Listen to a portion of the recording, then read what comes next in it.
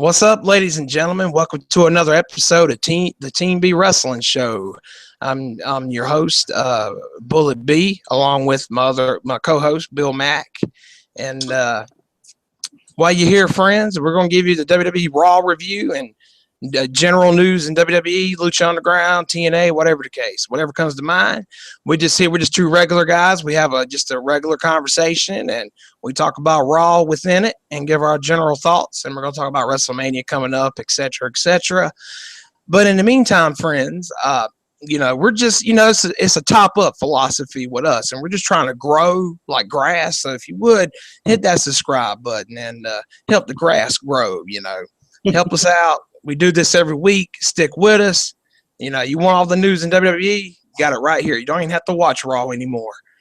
We try to be similar to Wrestling Soup, Don, Tony, Kevin Castle Show, and Solid Monster. He's like our mentor. We never be that good. We tried. Okay? It's a two-way podcast, so we can't be solo. But we try to do a good, Team B effort, and appreciate you guys tuning in. But I'm sorry this episode is kind of late in the week, ladies and gentlemen. But the truth is, Raw was so fucking just like nothing happened on there, and I was just kind of I didn't have nothing to say about Raw really. The only thing I remember from Raw is the Vince McMahon promo. And to be fair, I think Vince McMahon he's the only one that cares about this storyline. It doesn't make any sense. I mean, everybody's happy to see Shane. Oh, big deal. But Vince is the one carrying the promos. He's like, yeah, I'll disown you and you'll be a son of a bitch. And this past Monday night, they added another stipulation to the Shane versus Taker match, and that is if Taker loses, it will be his last WrestleMania. And I'm like, they didn't have to add that stipulation. I mean, that kind of makes you think like, oh shit, who's going to win? I'll give them that, but it doesn't make any sense in the storyline. I'll tell you why in a second. But I don't think they had to add that stipulation this late into it. They could have just left it like it was. They already had a good stipulation to it. But I've been saying for the past couple of years, since Taker lost the streak, to put his career on the line, and that'll make it more interesting. But the reason it don't make any sense is because if Shane McMahon wins the match and Undertaker's fired, quote, he could just reinstate Undertaker. All he's got to say this Monday on Raw is, hey, Undertaker, if I beat you and I become the Raw GM or the WWE executive chairman, I'll just hire you back. That's all he's got to do.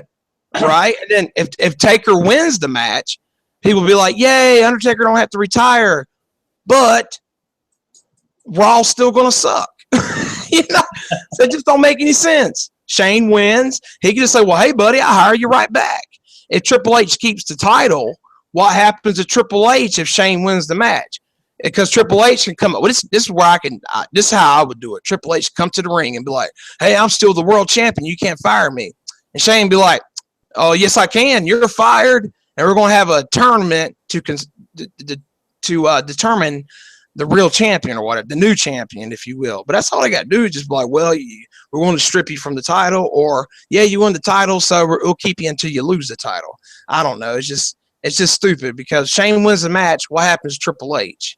So I'm assuming Triple H is going to lose the title. Okay, Shane wins, and all he's got to do is reinstate the Undertaker. That's what I would do. That's a good way to get out of this tight situation they put themselves in for lack of a main event. That's all they got to do. You just be like, well, hell, I'll just hire him back. Shit.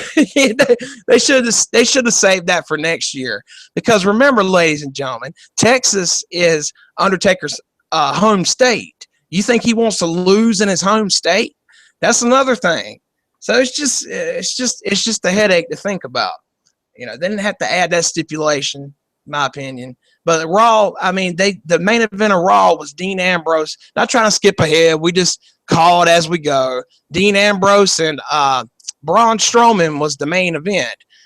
I was like, really? So it's just painful to watch, but and sad. And then Luke Harper one of the Wyatt members got injured in that match because after the Strowman Ambrose match, they had a dark match on Raw with the Wyatt family versus Dean Ambrose and a few others, and one of the Wyatt family members got injured. I think it was it Luke Harper, the one with the black hair, the crazy one. Yeah, he got hurt there.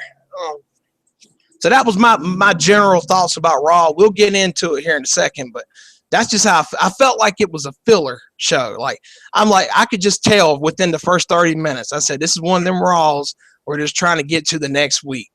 And ladies and gentlemen, I would never want to give you a podcast where we're just trying to fill in the gaps and just doing a show for filler to get to the next week. I never want to feel like I want to do that kind of show for you guys. That's why the show's coming in so late in the week, because I was like, I don't want to give our listeners a filler show, you know. And I said, maybe Bill's got his own thoughts about it and stuff. So we're just going to do what we do and try to make the best of one of the worst Raws of the year, in my opinion. And a fucking tie in to WrestleMania Go Home Raw. I mean, it wasn't the Go Home Raw, but I think 2 weeks before WrestleMania is when you need to have everything, you know, lockdown for the show coming up. That's when you have to need to have all the matches announced, all the storylines, you know, at their peak for WrestleMania, not a week before WrestleMania, you know. And they just added a bunch of stuff. The Intercontinental ladder match, I'm not too happy about that. They got it backwards.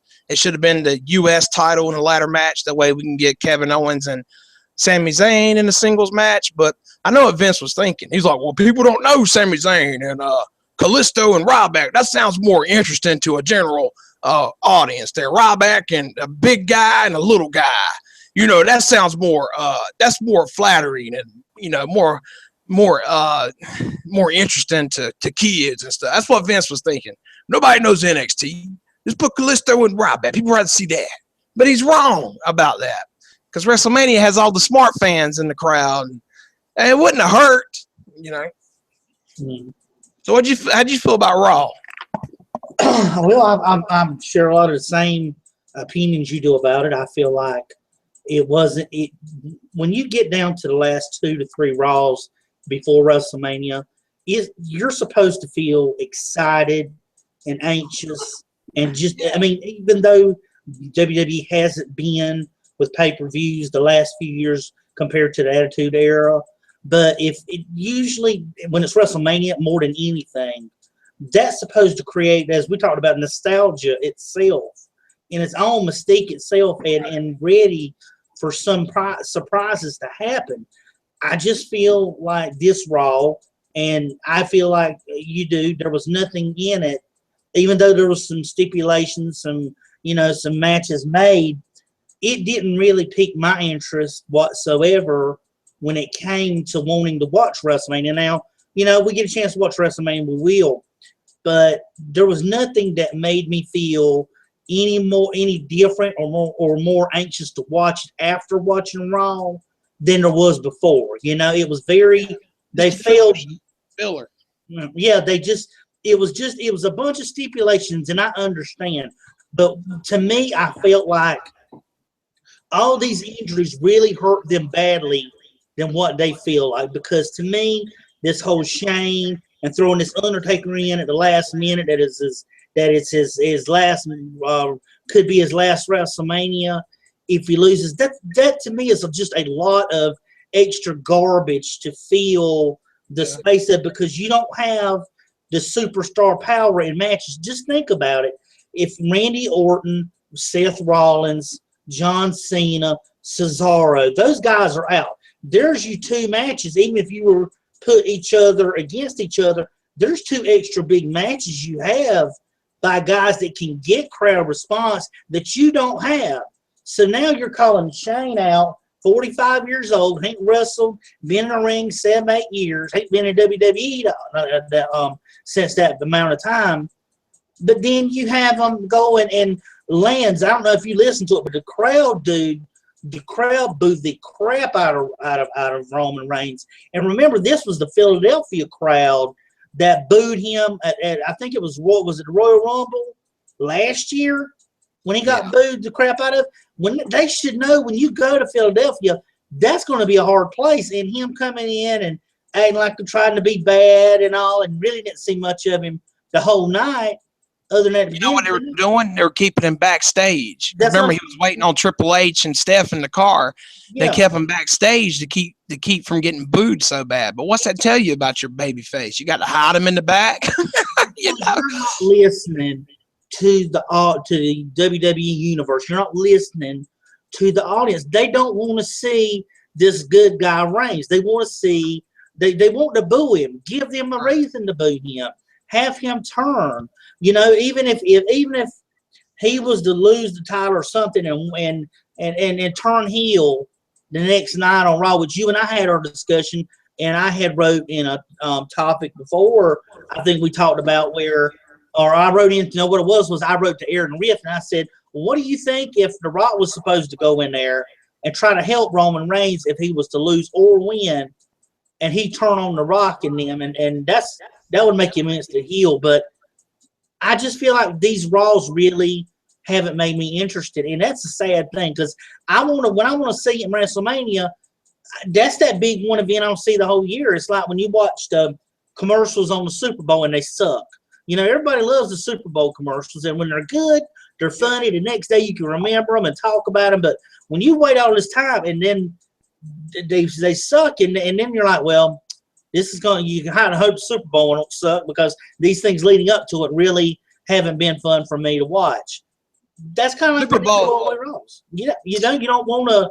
You want these Raws to mean something, but it's just a bunch of garbage that they've gathered together because they don't have the four guys I just named off, plus some other ones, like you said, just got hurt. With a Harper getting hurt, Strowman getting punched in the face by the fan, and after Raw's dark match, you're losing guys left and right here, and you're losing prestige. So I just feel my feelings is this Raw as we get into it.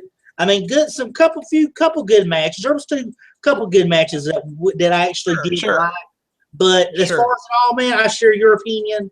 I just think it sucked, and there just really wasn't a whole captivating grasp. Well, see, the thing is, I know that it still felt like a filler show to me. I know they made a lot of announcements as far as matches goes, but I feel like WWE was slow to catch on because we were talking about the IC ladder match a few weeks ago and stuff, but we read the dirt sheets and all the insider stuff. So when WWE finally announces the match, we're like, damn, they're behind 2 weeks. Oh, wait, it's a storyline. They're supposed to announce it this way. But I was just laughing about that. I was like, man, we've known this for weeks. And but the thing is, the Super Bowl, though, the commercials with the Super Bowl, you can go on YouTube and watch all Super Bowl commercials, playlists, and stuff like that. They do really good. Back in 2000, I think it was, 99 or 2000, WWF had a WrestleMania commercial during the Super Bowl. And I know it cost them a lot of money, but that was a nice commercial. It's up in there. But, man, it's just they add this shit late, and it's just crazy to me. I don't even want to give them the benefit of the doubt for this Mania. Just because they got everybody injured. I was trying to give them a little bit of credit for that, you know, not be so tough on them, but they had the matches set a few weeks ago, the 3 main events, and the story build up has been very poor in my opinion. They're adding stipulations at the last minute, and it just feels like a last minute thing. But now we all know this is how I feel. I think WrestleMania is going to be a great show because the past couple of Manias have been really good. Pay-per-views are usually good. The storyline's not so much, but the actual in-ring combat, if you will, is usually pretty good because WrestleMania 31 didn't have a strong build-up. Better than this one, but the matches and the quality was good, you know. So we could look forward to that, ladies and gentlemen, the matches being good. And I think it's going to be an awesome pay-per-view, but the storylines are just kind of fucked up. But the actual wrestling, I think the ladder match is going to be good. The 3 main events will be good. We know Shane's going to jump off the cage or something, off the cell, break his back in 2 and land on the Undertaker and maybe pin him that way. And like, well, don't worry about it. I'll just hire you back tomorrow, you know. But overall, WrestleMania is going to be a good show. The wrestling will be good. You just got to deal with these last minute storylines because then you can tell it ain't the wrestlers' fault. They put on these good shows and shit, and they be like, "Hey, don't blame us, blame Vince. We'll tell us what to do, and we'll give you a good match." We're giving you a good match, even though you just added a stipulation on fucking SmackDown. We'll still give you a good match, Right. Earn that paycheck, Ryback wanting payback pay-per-view. Yeah. Oh, man. It's horrible. I think that the Divas storyline's been pretty decent. They've been sticking with it just because it's already been, it's been planted for a while.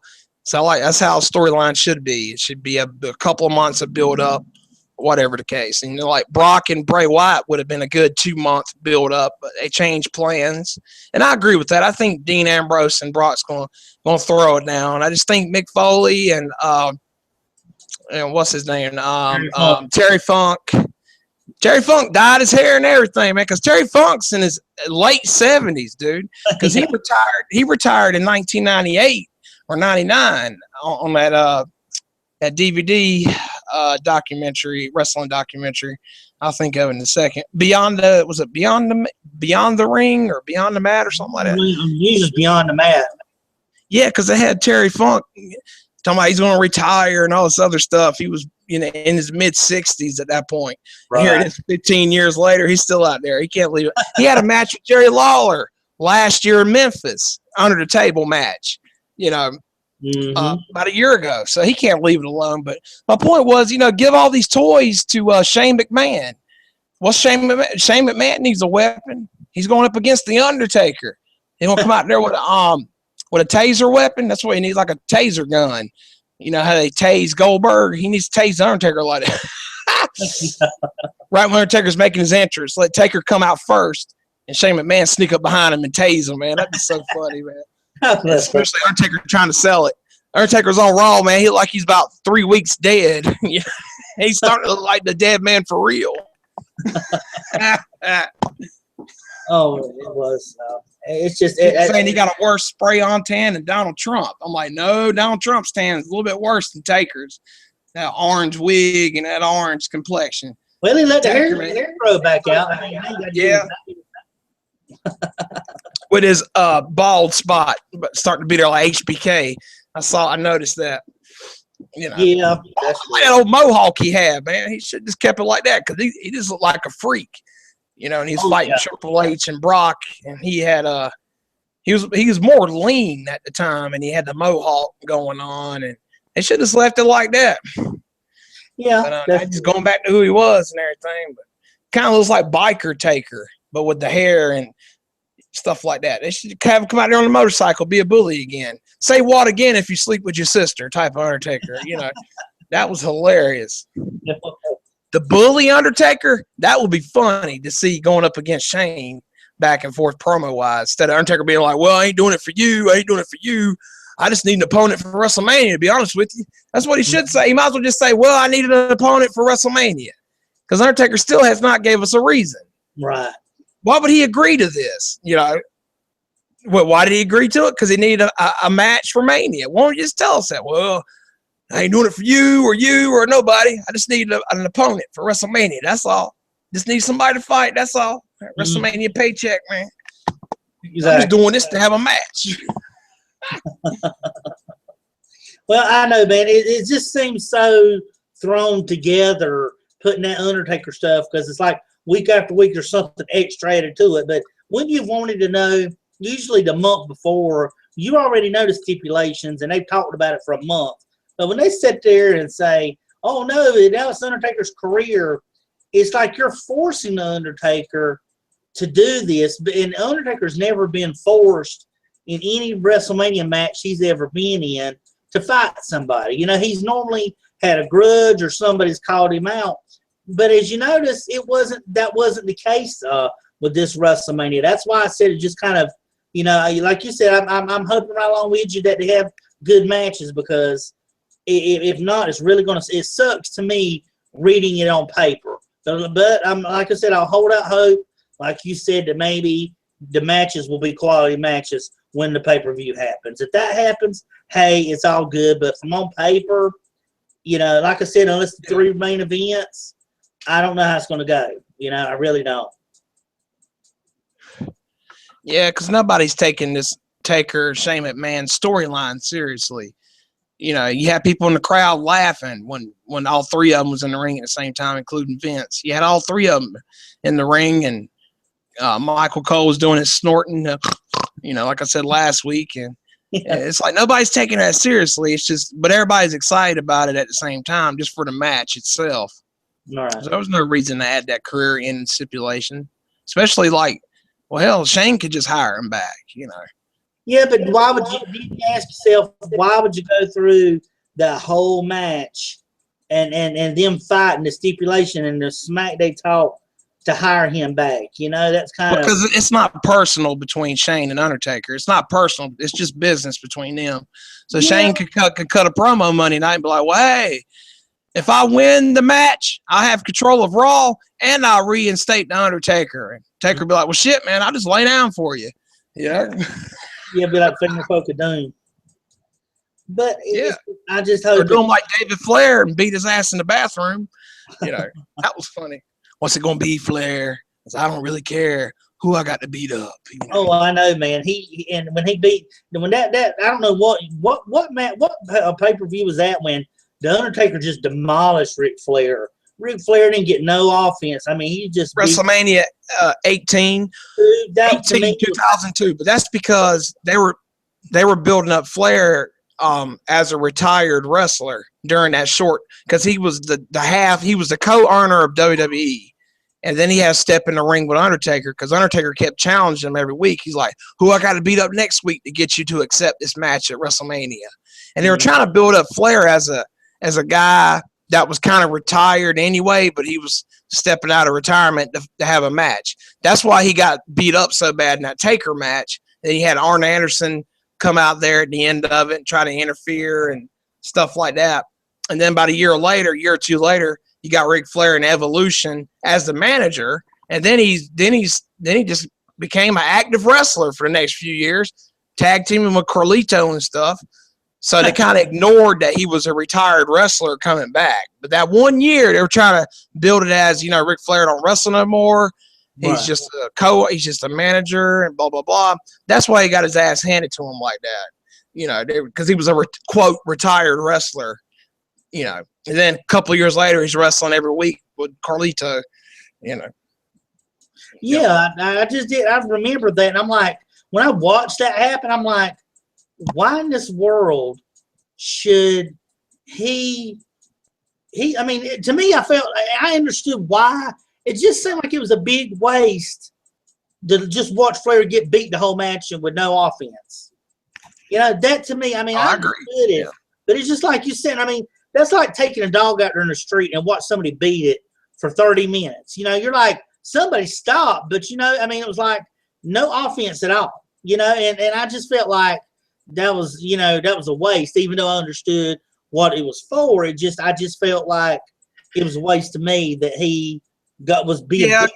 Because you had Jim Ross on commentary saying, Ric Flair's not an active wrestler no more. He's not an active wrestler no more. He's just doing what he has to do. He's just fighting for his family. It's the way they built it up, it's the way the match was booked.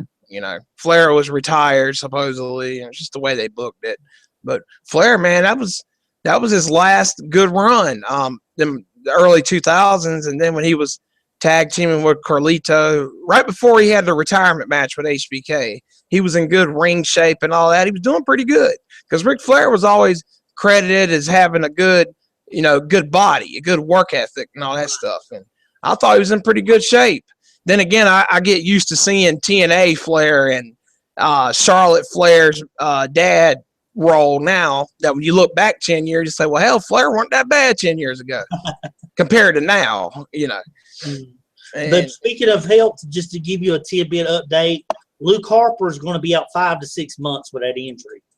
Oh, okay. They think he torn an ACL. So just didn't mean to cut in on you, but that's just what I just happened to pick up. That he's going to be out 5 to 6 months. So now, guess what that means? They're going to probably have to get another member of the Wyatt family in. Well, I think 3 members is enough, because it was usually 3 members anyway. And I think when they brought Luke Harper back the first time, I was like, now it's going to be 4.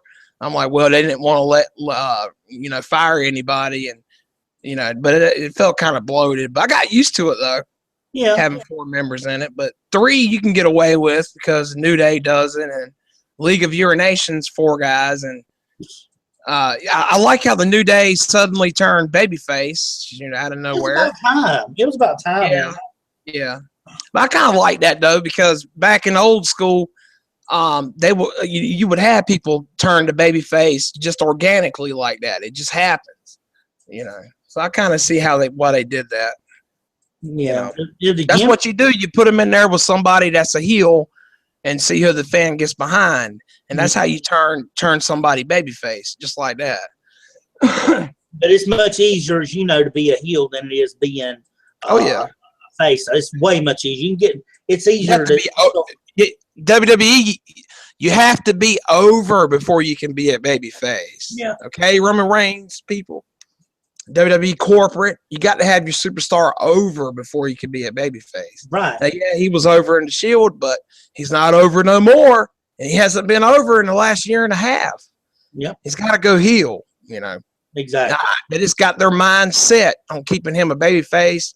They're going to give him the happy ending at WrestleMania. I'm thinking The Rock's going to run out there or something to help him celebrate. So I really don't know what's going to happen there. I know Reigns is going to get the title. I'm pretty sure of that. But they might swerve us and have Triple H keep the title until the next pay-per-view. Drop it at Extreme Rules against somebody. I like to see a Triple H versus Seth Rollins match, maybe at SummerSlam or something whenever he comes back. But, yeah, Seth Rollins, Cesaro, Randy Orton, Cena, they're all, injured. Randy Orton's coming back, I think, late next month, early May. Right. So that's a good thing. And Cena, man, they're talking about he's going to be out till July. Yeah, that's terrible in its own right, man. Because he's been out for a while, and when he went to do that series, he comes back, then he gets hurt. Now he's kind of back at where he's at beforehand. When they're doing. He's going to be gone almost a year. He's going to have almost a year off if you think about it, because I think he left. It might have been right before Survivor Series or something when he dropped the belt to Alberto Del Rio. Right. Del Rio gave him that kick, and he pinned John Cena, and Cena was out for a couple months, filming the show like you said, and just taking a break. Then he comes back. And I don't even think it was a month, and he got injured. He's not going to be back till late summer, I guess, and he's had over 6 months off if you combined all the months he was off. But, Cena, he's getting old, man, because he used to be Superman and never get injured, nothing like that. And now all this wear and tear on his body's, catching up with him.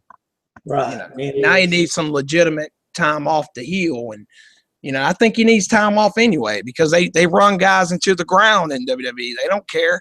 They're like vampires. They get what they can out of you. No off season, nothing. No. Yeah, maybe Cena can get some sanity back in his head, have some time off. Well, at least he had one come back because his girlfriend ain't coming back after WrestleMania. She's out. She's retiring officially from in ring after WrestleMania. I didn't know that. I didn't know she was going to be gone for good. What, she got like a neck injury or something like that?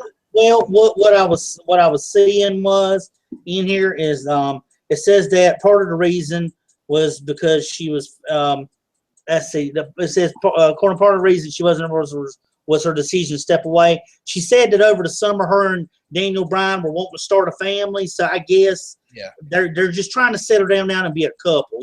They've wrestled. He's wrestled. On Total Divas, I watched the episode when Daniel was trying to get the doctor to clear him at the time, and she was like, well, I do want a family, and if he tells you can't wrestle, you're going to be able to, settle down because I want to have a family. Well, it's saying here that what I'm seeing is that she's wanting to start a family, and part 2 is because of the health issues with Daniel Bryan, and that's caused her to want to kind of be more at home and away from. That's why she's not been on lately, and it said that she's supposed to still be on Total Divas, but she won't no longer be a full-time wrestler after WrestleMania 32. So now, I knew Brie was leaving shortly.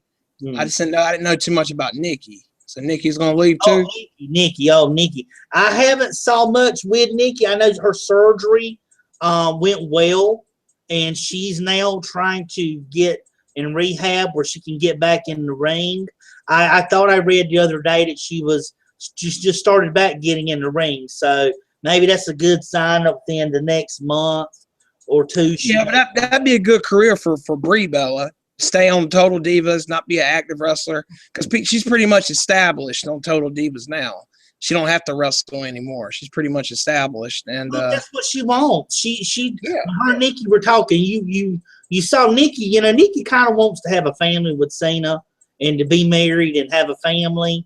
And Cena talked her out of that, man. He programmed her mind. He's like, and so you see that, but Brie more or less was telling Daniel, look, you know, we can settle down, have a family if this isn't going to work out. So this kind of was much easier for Brie to be able to step away since Daniel Bryan's health is going to be an issue. But like you said too, dude, he ain't got to necessarily not be with WWE.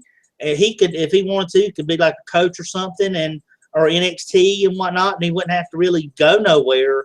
But that falls again on what he wants to do and whether he's one that wants to completely step away from it and like CM Punk has, or whether he's someone that they want to make like an agent or somebody in the back to do it. So either way, what you think about Lana going after Brie Bella? They're gonna have a match at Mania. Sad. Pre-show. That's gonna kind of just, it saddens me to know that Lana's actually going to have a match with him, with Brie, because I know Brie isn't the best worker, and I know Lana. I don't know how Lana is going to hold up because she's been training, but she hasn't really fought. You know, I'm more comfortable with like Charlotte or one of the other divas, even as crappy as they may be, to fight a match again rather than have Lana go out there, because you want at least somebody that can carry that match. And that's scary though, man. Lana having her debut match at Mania. If that's the case, that's kind of scary because you know it's going to be a botch fest. She's going to be botching everything. They're going you going to put her on WrestleMania as her first match? What the fuck are you thinking, WWE? You know, that might be a pre-show match or something. There might be a multi-woman match. Who knows? But you know, just think it could be worse. You could have Eva Marie wrestling at WrestleMania. Oh man, they'd be booing her off NXT. But Eva Marie, well, she's more trained in wrestling than fucking Lana at this point.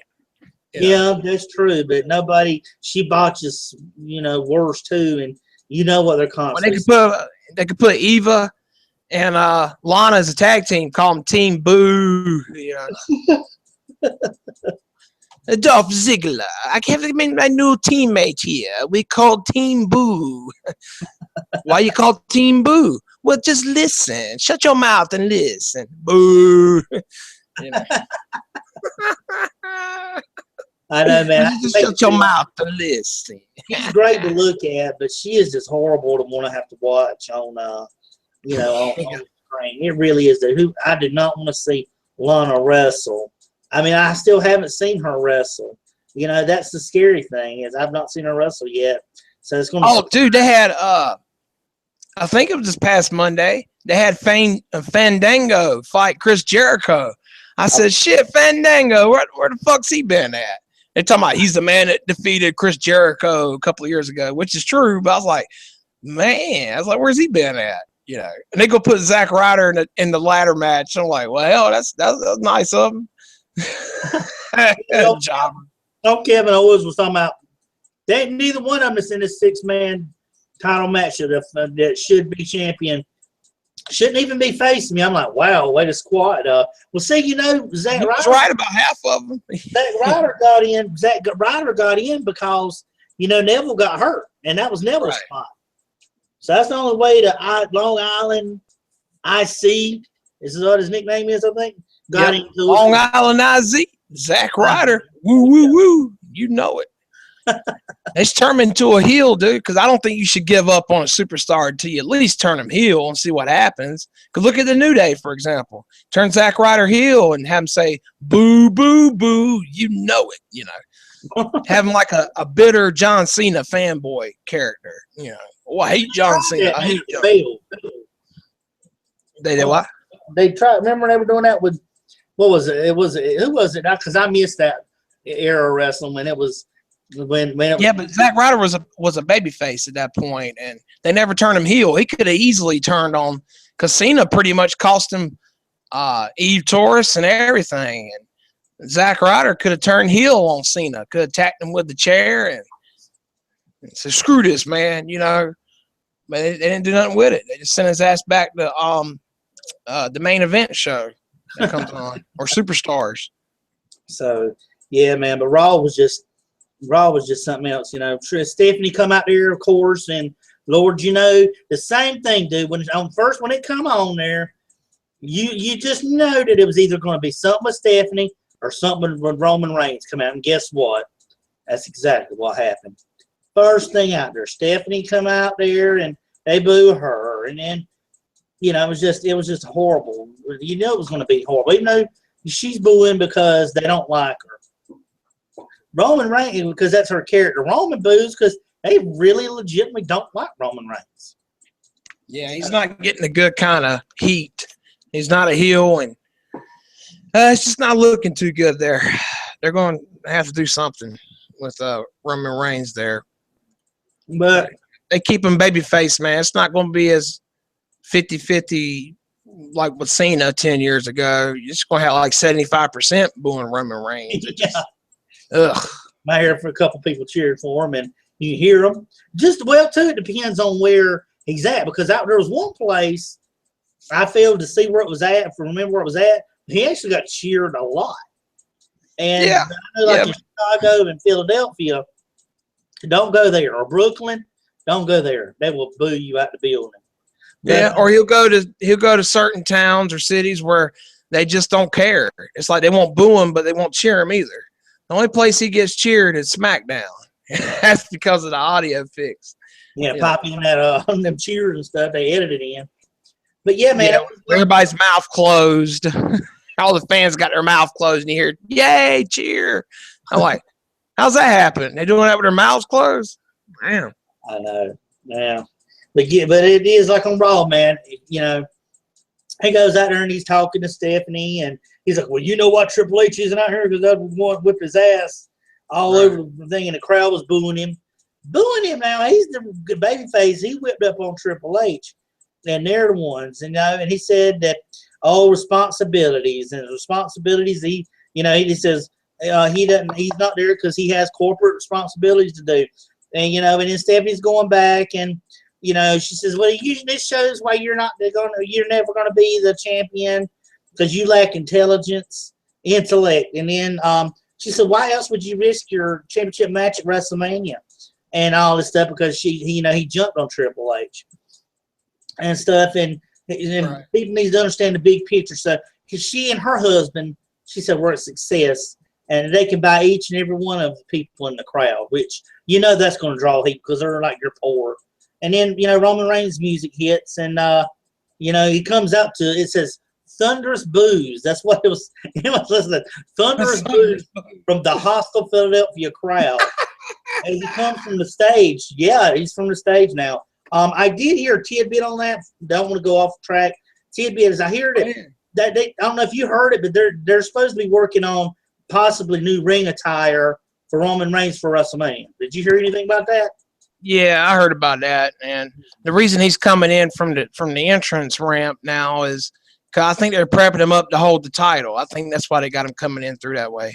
I know it's probably unsafe for him to come through the crowd, but I think they changed his entrance to prep him up for the title. Mm-hmm.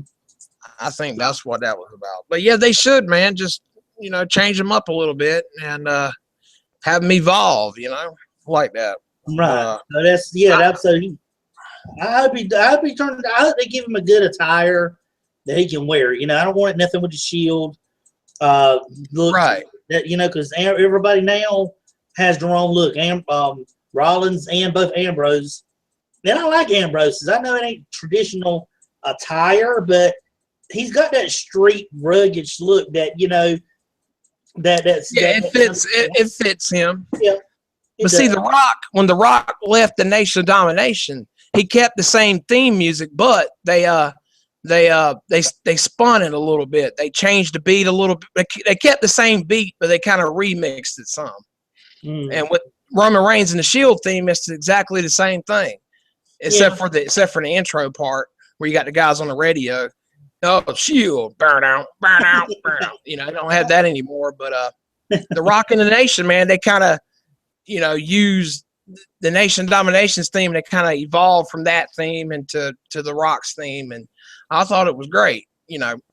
But poor old Fandango got interrupted, you know, by AJ Styles. And to be fair, WWE, that's another storyline they kept going pretty good. As far as being normal goes, is AJ Styles and Chris Jericho. And Jericho, he's been your typical heel. He's pretty good at that. Right. He's really good at that, and they got that going. And AJ Styles came out there and finally talked some, and they're going to have their match at Mania. That one's got a pretty good build to it, I think. And let me see. But you know, it's bad though, man, because remember, and you're talking about Raw, it was AJ Styles kept Jericho was trying to get him to chant AJ Styles, and the crowd wasn't even doing it. You know, I was like, how pitiful is that when the good guy can't even get cheered? I blame my favorite part. Oh, right quick, this only gonna take a sec. My favorite part from Raw was when they were trying to build up the Andre the Giant Memorial Battle Royal, and they had Big Show out there cutting a promo, and then Kane comes out there, and Kane choke slams Big Show from the top rope, and Big Show was very emotional during his promo. He said, "No, Kane, why?" And he choke slammed him. That was probably the best part. Kane, no. That was so funny, man. I'm crying in the ring, man, but it's about his time. He's letting Kane beat him up. He's like, "Kane, stop." It is funny though, man. But it's just that's the reactions you get, man. It was just a stale promo, and the crowd was dead. They just need to mark these crowds off and try different either areas or something. And because when they go to them, the crowds are bad. Why would you keep going back to dead crowds? You know, I mean, find other places to go. But Roman came out there and he was talking to her, and he said, "Now Stephanie's like, oh, you're going to pick on me now. Oh, you're going to try to intimidate me now because you heard my husband was going to be here." And, you know, he took the microphone from her and he says, "No, I'm the authority." And he takes and throws the mic and he walks back off. So, but that Jericho. That was so lame, dude. I was like, really? But the Jericho, but like you were saying, catching up with that, the AJ Styles and Kevin Owens match, that was one of my favorite matches of the night, or highlights of the night, was the AJ Styles and Kevin Owens. Even though they got this stuff with Jericho and AJ going, I'm going to like this feud, even though they've done it on SmackDown and Raw. If you watch Raw and watch SmackDown, they did the same ending where Chris Jericho, I heard about that. Both times interfered in the match. I'm like, that is so stupid. But that's like you say, if it happened on SmackDown, it never happened. It never happened. So they, but I think this AJ Styles and Kevin Owens feud, play it right without Jericho, it can be a really good, because AJ can put on a good match, and we know no matter who Owens goes in with, he'll put on a good match, because Owens did that last week. You know, see, they got a history together. They're not going to mention it on Raw, of course, but Kevin Steen and AJ Styles, they wrestled on the Indies together. They've had some pretty good matches in the past, so they're kind of used to each other. I'll tell you another one. Seth Rollins, he had a match with AJ Styles on the Indies way back, and they had a pretty good match. I'll kill to see that match, AJ Styles versus Seth Rollins, when Rollins comes back, but Rollins will be a babyface probably. Yeah. But that'd be another good one. Yeah, man, because they could do some stuff with AJ Styles, because it's not a bunch of rematches. I mean, yeah, they had matches in the past, but that, you know, we haven't seen it in WWE yet, and it's years later. But you know, because all you see on Raw and pay-per-views is fucking rematches. You know, people that's already fought each other somewhere in the past, somewhere.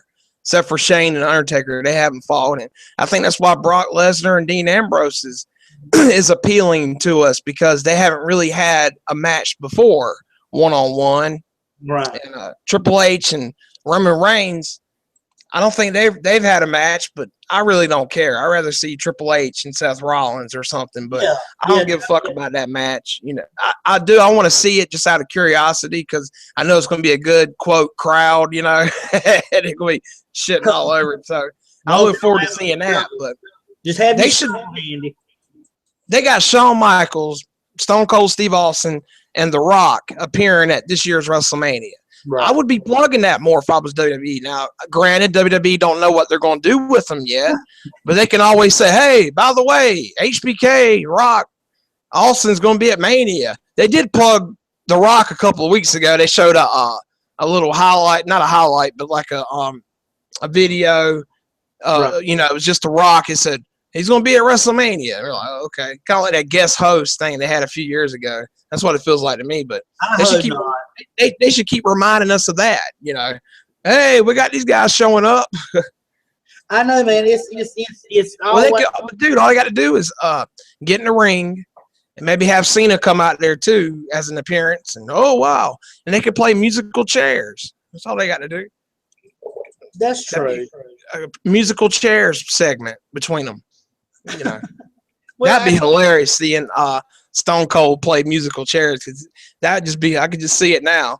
You know, serve me a beer and he pull out the chair from under The Rock. It's be funny. Well, you know, those podcasters are going to have a field day with that that night after it went off because you know that's going to be the very first thing they talk about when it comes to wrapping up a wrestling show or an event is what the stupidest thing happened. And that to me would qualify as one of the stupidest things though that I would ever see on it. But you know, I mean, I'm looking forward to these guys. And like you said, you know, maybe these are feud ending that they're having and I'm looking forward to them. They're just feud ending, you know, matches because they keep going on. But like the AJ Styles and Kevin Owens, going back to that, they can have a few good matches together and put on matches. That's why I like seeing Owens and Styles. So that one's going to be the one. But, you know, in their match, though, you know, you ended up AJ Styles, Jericho went out there, and AJ Styles, Owens rolled him up for the pin, the cheap roll-up. And one question I ask you, have you noticed all these roll-up pins the last 2-3 months at WWE, not just either by the tights, but just rolling them up in general? I mean, why? The roll-up finish, because Solid Monster one year, he was doing how many roll-ups can we calculate in a year? And he had like 50 or 60 roll-up finishes. But yeah, dude, that's very common and very poor booking on WWE's part. I was on WWE's YouTube channel the other day.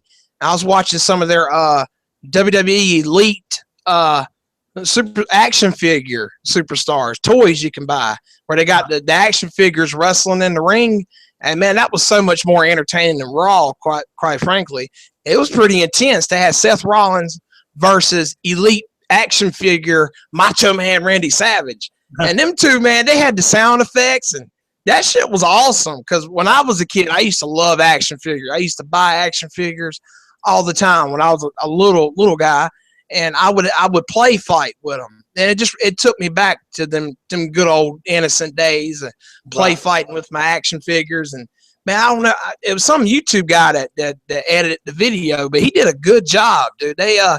They went through the tables, and Macho Man missed with the elbow, and Seth Rollins did his kick, and man, that shit was awesome. I mean, I clicked on it by accident because I didn't want to watch that shit, and I was like, well, hell, this is pretty cool. And they had Joey Styles doing commentary, and he did his quote, "Oh my God," thing in it. It was awesome.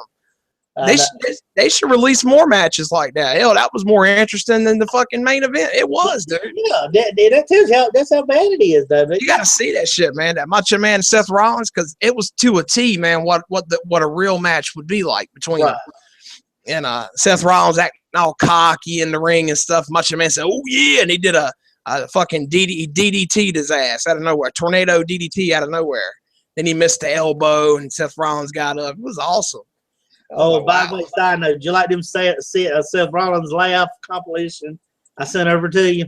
Yeah, that was pretty good. I thought it was funny, man. I was like, because we had talked about that night the night before, and I happened to find it, and I was like, I had to send these to them because they're all his laughs all together there. We can get those laughs in, but I thought they were so funny. But I like Rollins.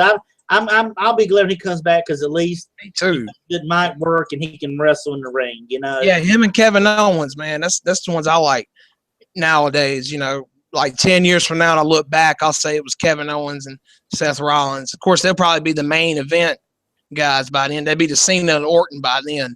But reminder, ladies and gentlemen, we're going to do a WrestleMania post show, a massive post show. I don't know if we're going to have any more people on here or not, but we're going to do a really good WrestleMania post show coming up.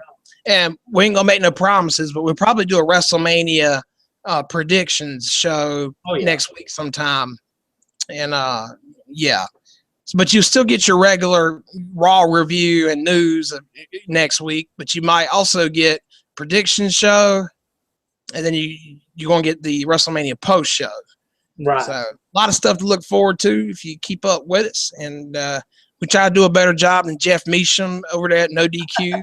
Because he did talk wrestling with some guy on Google, man. It was terrible. I was listening to it. It was coast to coast, right? Yeah, I watched it. It was all right, but man, Aaron Riff, he needs to do the auto fix, man. When you edit a video, just auto fix it, because Hangouts is terrible quality in audio. But if you auto fix it, it turns out a lot better. Dude. And so they did that video bareback, man, coast to coast. It was him and some jerk. If you look at the likes and dislikes, it's got 40 dislikes and 45 likes as of right now. Because he's like, oh, my wife just hit me in the head with a French fry. Oh, yeah, you saw it, yeah. I mean, auto fix it, man. It was horrible, man. He's like, are we ready to start? Yeah, are we ready? Okay. All right, I'm getting ready. Yeah. Hold up a minute. What? Ow, what? My wife just hit me in the head with a fry. I'm like, what? And you're posting. I was like, what is this garbage, man? I was playing on my tablet as I drift off to sleep land that night. I was just wanting something to watch, man, and because I keep up with all the wrestling YouTube channel. If I'm not watching politics and bullshit, I'll watch wrestling stuff like Walk Culture Wrestling. They do some pretty good stuff over there. And yeah, man, the only good thing about that Hangout was the title belt conversation at the beginning of it, because I'm just a big fan of the Eagle belt. That's my favorite too, the Eagle belt in WWF, and the big gold belt from WCW. Yeah, those are my two favorites right there, the Eagle belt and the big gold belt from WCW, because they just, you just don't get no better than that. And the Attitude Era belt, I weren't really feeling the Attitude Era belt, and I believe that's the same title belt that carried over to SmackDown when they had the brand split, and Brock Lesnar was a WWE champion and Kurt Angle was WWE champion. I think that's the same. I thought that was the undisputed title that they put together with Jericho and was it Jericho? Yeah, but it always looked like you're right, but it always looked like an Intercontinental belt to me. Yeah, I didn't like it. I didn't like it too much. Yeah, and then you had Cena come out with a spinner belt. He changed. I was like, man, come on. But yeah, my people glad to see that belt go. Yeah. But the belt now, it just looks like a new age or futuristic belt or something. It's better though. It's better than the undisputed belt, I guess. But the undisputed belt was good. It was just too small. It just felt like a mid-carder belt. But nothing beats the Eagle belt, in my opinion. That's the belt I grew up on too. And I always loved the Eagle belt. That was Bret Hart and Shawn Michaels, and before that was Hulk Hogan right there at the end of it. It was cool. It was a cool belt. And I hate when they changed it, man. But WCW, I always thought WCW had the best looking belt with the big gold belt. I love that was my belt. Yeah, I like when Triple H had it when that was the Raw champion and it was the World Heavyweight title. I was like, well, I'm glad they got the right belt on Raw at least. Because when WWE first bought WCW, I was like, man, they got to do something with that WCW title. They got to keep it, do something with it, the World Heavyweight title. And Eric Bischoff brought it to Raw, and he handed it to Triple H. I said, well, at least it's got a place now. It's going to be headline and all that. And that's why they have an A to it, man. No matter what, WWE can create any kind of belt they want to when they do secondary belts, but it always turns out with the big gold one always coming back because it's always popular. I mean, they make money off of it. When you see a lot of them in the crowd, you seen a lot of them with the big gold belt, the fans and stuff. You know, they used to do that with the big gold belt. Yeah, it was one of the most popular belts, man. You know, you just can't top that one. Everybody likes the. I got the big gold belt, the toy version, the Walmart version in my room. You remember that? You hit me over the head with it. Or yeah. That's the first video we ever did, man. That was back in what, 08? Yeah. I couldn't get the Eagle belt. They weren't selling that one. You know, but now they sell them though. The vintage WWE titles. I was watching the action figure set just for the match. And I was like, well, hell, these toys are kind of cool. And they got the retro titles back out there. If I had money to flush down the toilet, man, I'd probably get into that. The Elite action series set. Oh yeah, I would get some of them things. Them things are cool, and title belt, replica belts, and like Jeff Meacham has. That's kind of toys I always wanted. Just couldn't really pay that much money into a toy like that. But here's what I wonder, dude. I was watching on Up Up Down Down, and I noticed that Miz, when he was betting Xavier Woods in Street Fighter for his WWE Intercontinental belt, the white one, he said it was at home screwed in on his wall. I wonder if when they get those titles, do they get one at home for real, like a trophy to keep, and use one? Yeah, I think so, because The Rock, Dwayne Johnson, has a showcase of his titles in his house. Oh, okay. Absolutely. Okay. I was wondering if they get to keep, you know, that belt, because he had the U.S. title and he had the Intercontinental title at that time, screwed in with plates on his wall where he had it up there in his trophy room, and he had that as something like, well, they must let him keep one as a copy and use the original, or let him have original, make another one. I don't know, because they can make a belt, but I remember they gave away the World Heavyweight title to the football team. They're giving the titles away and stuff. But back in the day, they didn't do that, because back in the day, you had to mail your title back to the company. As in Ric Flair's case, when he was the real world's champion, he brought the WWF, and over there WCW is like, come on, man, mail us the belt back. They had to buy that belt. Ric Flair, in fact, designed that belt, because the old NWA belt, WCW belt, wasn't like that. It was a totally different belt. But when Ric Flair came in, Ric Flair personally. Oh, hold on. By the way, ladies and gentlemen, we're talking WCW because it's the 15-year anniversary of WWF purchasing WCW. So this is going to be our WCW segment here. 15-year anniversry. Yeah. Got true WCW fanboy right here, and Bill Mack.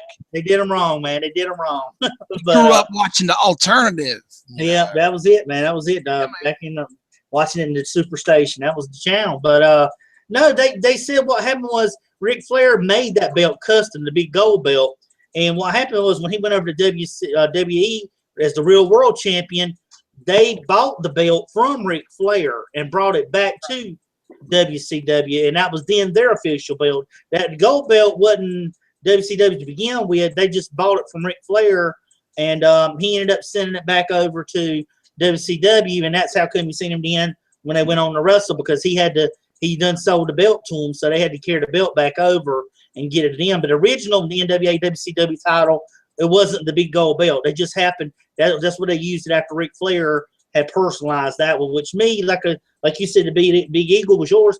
That big gold was mine. I love that big gold, because back when Aaron Rodgers won the Super Bowl, he had the WCW. It was WWE World Heavyweight title, but he had the big gold belt. That's why now when you see like LeBron James, when he bought the world champions or something, he bought them all world belts. It was the WWEW belt, not the big gold, because they don't sell the big gold anymore. But that was just a little tidbit there that Ric Flair actually designed that belt, and WCW bought it so they could keep it over in WCW with them. So Ric Flair basically got paid for making that belt for them.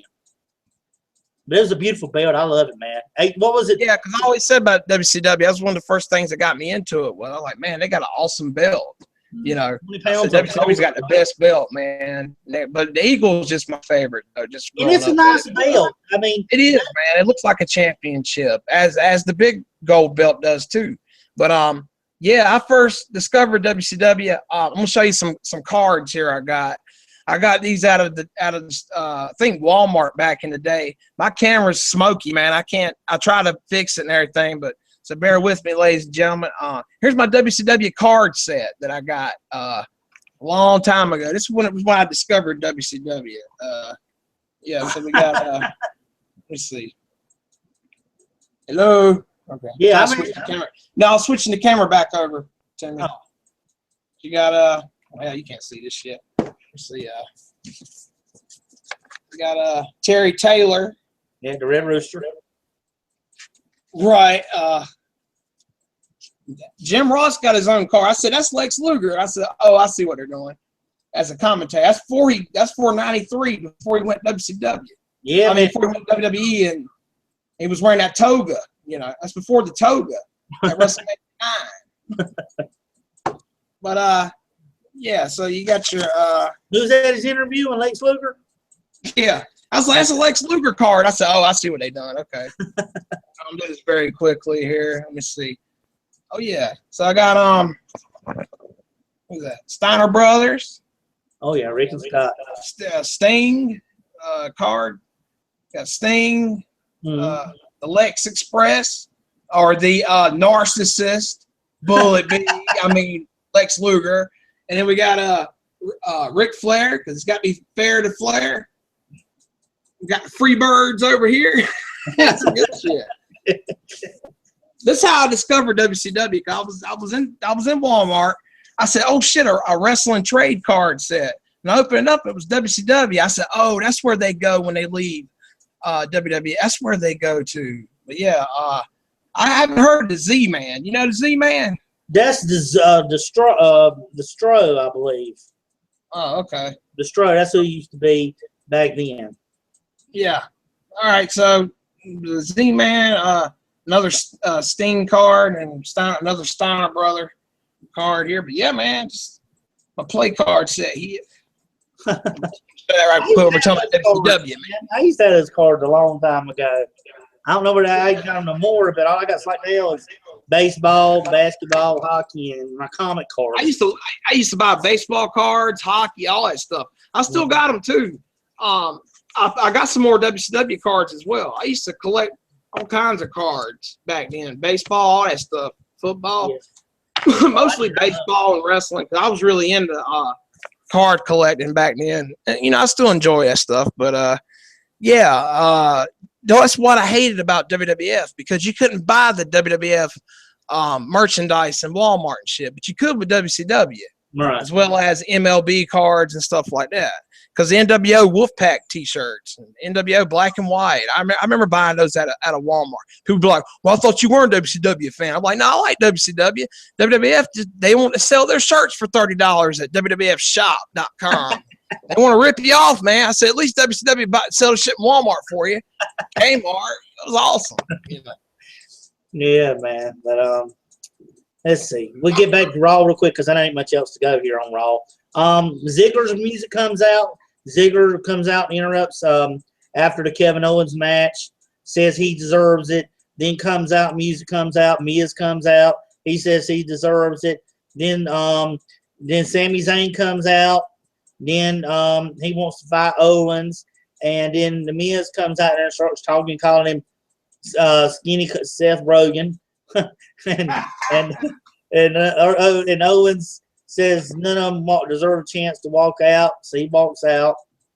And then it says he tells him he's going to go to the Authority, and then he shows up talking to Stephanie in her office. But Dean Ambrose ends up coming up, and he says he's not sure what's inside Lesnar, but deep down inside himself, he probably quit. And he said that he reached down and smeared all over Lesnar's face, and that Lesnar doesn't have what it takes to beat him at WrestleMania, which is a weird thing for Ambrose to say. He said that Terry Funk, that's when Terry Funk comes out there and gives him Chainsaw Charlie, as he likes to call him. Yeah. It says that was his WWF gimmick name back in the 90s. When him and Foley was together. But here comes Chainsaw Charlie. He's got a long history in wrestling. That's what Jim Ross. I said, really? I never heard of Chainsaw Charlie. Yeah. I said, oh, that's Terry Funk. Oh, okay. He was in OECW too. You know he was tough then. But Jim Ross was trying to call out his credentials on commentary when Chainsaw Charlie made his debut on Raw. He's like, Chainsaw Charlie, he's got a long history, and he was trying to give him credentials and stuff. And I think Vince on the microphone said, in his earpiece said, hey, that's not Terry Funk, that's Chainsaw Charlie. Jim Ross quickly changed what he was saying. He's like, well, here's Chainsaw Charlie. You know. Well, he ends up cutting the table in half, and he fires it, and he cuts the table in half and goes off. Stephanie Owens comes in there blabbing about his match, of course, and and then it shows up Shane coming that all he's done and whatnot, and they're talking about how lethal the Undertaker is, bunch of blah blah blah promos. Then New Day comes up, and it's funny because they get a couple of guys to work behind the scenes to do a booty popping and a twerk, which is so funny. And after the commercial, then the League of Urination comes out, and they're talking about facing New Day at WrestleMania, which a lot of them are saying that League of Urination may end up winning the titles on this. But I don't see that with Wade Barrett leaving WWE shortly. But I mean, you could be right, but I mean, I just saw that as New Day winning. I don't know. Well, that's just stuff they're hearing and they're recycling around. So you can, like you said, you can always take that with a grain of salt. But then we see all of a sudden you hear Big E come out, and New Day comes out, and they're wearing their Bootio shirts. Yep. And New Day is talking about how they don't suck or they never have sucked. And then they talk about League of Nation, and then Xavier Woods has a sign that says the League of Nations is trash and whatnot. And Kofi says he really means it. And congratulations to Kofi Kingston. Kofi is now, and I don't know if you heard it the other day, Kofi now is the longest serving single partner of a tag team champion. So as all the years of tag team champions, Kofi being a tag team champion, a single part of being a tag team champion, Kofi's been the longest. So that's congratulations to him, because I mean I wouldn't have thought of that, but he's been with a lot of tag teams and held the belt. So just hats off to him for being able to have that kind of distinction. But then they end up fighting and whatnot, and Big E says everything can be rectified with a big old box of Bootios. That's right. And then of course Philadelphia ain't going along with it, and you can barely hear them saying Bootios, and which sucks. That's why they do. But end up after the bell rings, it's a match, and we see them. They're fighting and whatnot. Big E ends up running in and giving Rusev the big ending for the win. But it was the parts of the match I liked was Big E versus Rusev when they were in their fight with each other, because those were two big dudes going at it. And I mean, there's many times where Rusev was Big E tried to do that splash off the ropes, and then he ended up Rusev would put his knees up or whatnot. But it was a good back and forth match. But I like to see the big guys sometimes wrestling each other. So good thing that he won. Mr. McMahon, part comes out. Mr. McMahon's going to make an announcement, and they talk about coming up next, and then talks about upcoming Ambrose and Braun Strowman. So we see Bray Wyatt cut a promo on there. He said there's a chance to be born again, and they got another chance, and Luke Harper can't begin one without sacrificing another, and all his weird ones. But they're talking about that, and they showed Andre the Giant. And this is your part, Andre the Giant trophy, and the Big Show's out there smiling and standing just like the trophy next to it, like he did after he won it last year. So that he's on the only two times he's ever stood beside it is the night after he won it, and on Raw is he done that. But he was in the ring, and like you said, he was thanking everybody for all this and that, and the greatest giant in the world was Andre, and he went on to put over Andre the Giant and everything. And then all of a sudden the social outcasts come out there, and they start talking smack to him and all, and retired stuff come up, and they all jump on him, and then all of a sudden Kane comes out. Well, then they're all jumping on him, so you figure, hey, Kane's gonna come out there because he's the Demon Kane. He's a good Kane right now. He's not casual Kane with the. No, he's not casual Kane. He's not unemployed Kane. He's not corporate Kane. He's the regular Demon Kane. Figure he's gonna be good. He's the face Demon Kane. Comes out there all of a sudden. They clear the ring and he goes up there and slaps that big choke slam on the Big Show after Big Show's posing on the rope all of a sudden. And like you said, he said, "Big Kane, why Kane? Why?" Yeah, he goes over there. That was the best part, man. That was so funny when he said that. Why Kane? Why? Kane, no. That was the only part of Raw that made me laugh. I was just like, what? That was funny, man. But you know, that went off and whatnot, and then you know, they showed that the latest WWE inductee, which I thought they were done, but they weren't. Is Stan Delary Hansen, and he was a tough motherfucker back in the day. Stan Delary Hansen was basically known a lot in Japan, but I remember watching WCW when he was on WCW wrestling for them, and they would mention his wrestling Japan career because back then he was a tough motherfucker. Japan had a good wrestling relationship because you used to all the time see Sting and Luger and Flair go over to Japan and fight.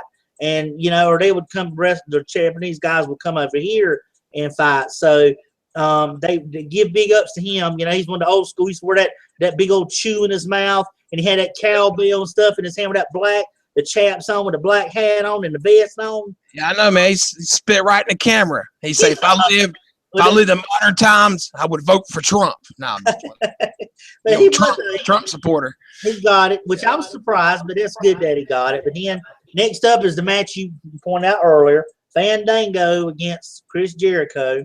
It's a blast from the past match when Fandango first came in. He ended up beating Jericho, and I remember that match, and I know you did too. But as it happens this time, you know, it kind of ended up different. Jericho ended up winning by giving Fandango the code breaker. And AJ Styles outside yelling, "Y2 jackass." And I don't know if the crowd were saying too much, and they obviously weren't.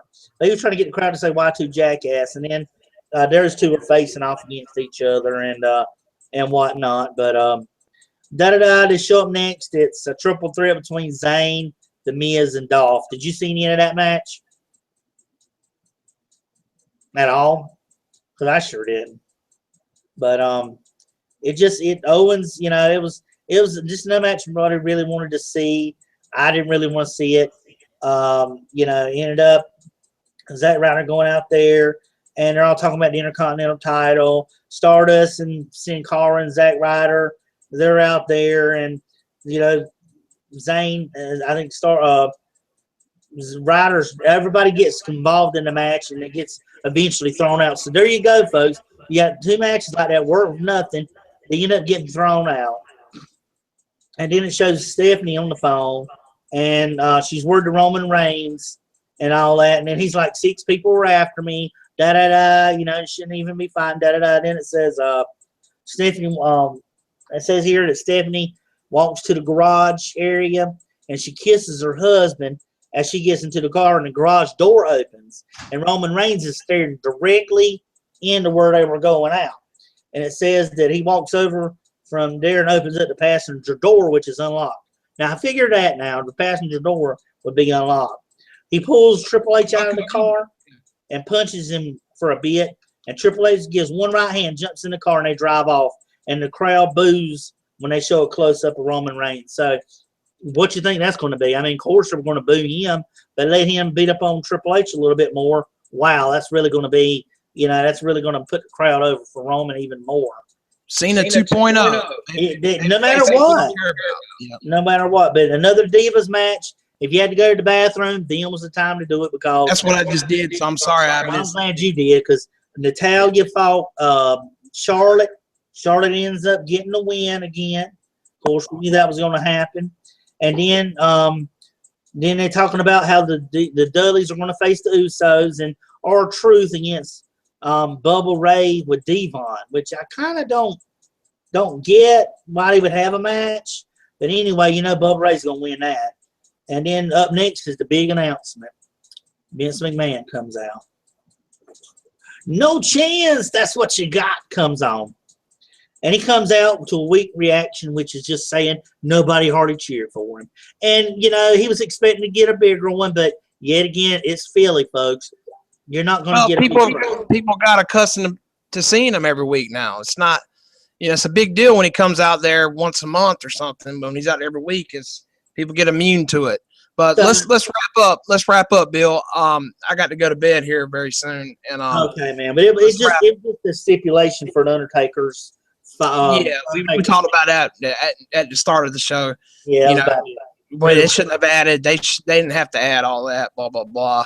You know, if Taker loses, Shane could just hire him back. You know, nothing personal.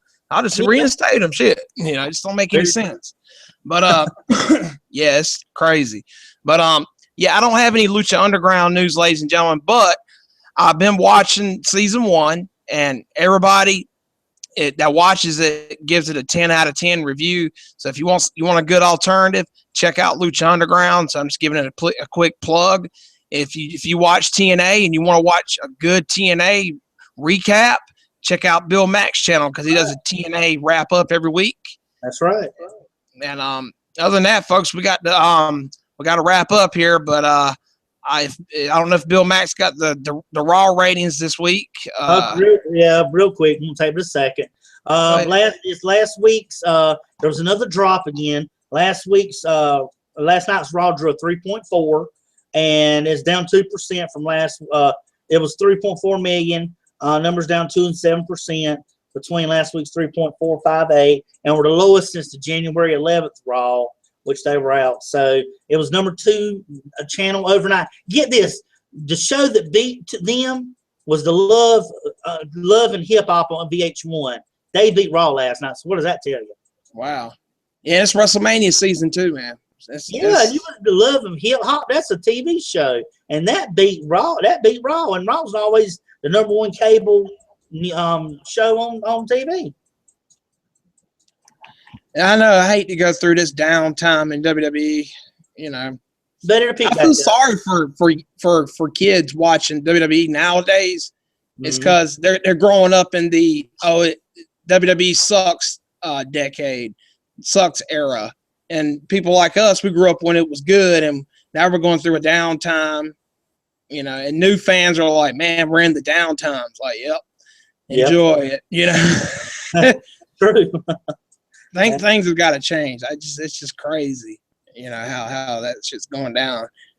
Kind of reminds me of WCW 2000, but hell, even that was, you know, arguably better at times. You know, that quick booking, last minute booking. Yeah, they don't know what they're doing. Creative's bad. Yeah, same thing. Yeah, ladies and gentlemen, look forward to WrestleMania prediction show, and we're going to do a major post show, as well as the WWE Raw review and news. We're going to do that as well. And check out Bill Mack's channel for TNA wrap-ups every week. Every week. That's pretty much it, man.